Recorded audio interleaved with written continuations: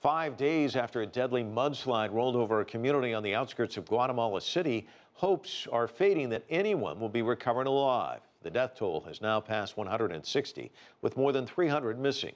CCTV's Franc Contreras reports. The giant landslide smashed through a part of the poverty belt just outside the Guatemalan capital. It buried a neighborhood at the bottom of a deep ravine in Santa Catarina, Pinula.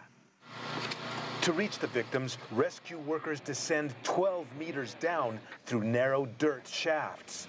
They're finding remains of entire families that were buried alive. La abuela, los hijos, our grandmother, my children, my grandchildren, all of them have disappeared. The only bodies we have recovered is that of our Aunt Ana and the father, Alfonso. 5 days after the disaster, Guatemalans are coming to grips with the scale of their loss.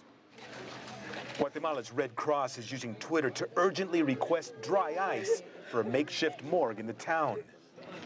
International rescue teams from Mexico are coordinating with federal and local government officials to locate survivors and set up temporary shelters. In our shelters, we are managing our victims, and with the information we collect there, we must start working on transitional shelters so that all this food and all this aid that we're receiving can be given to each of these families.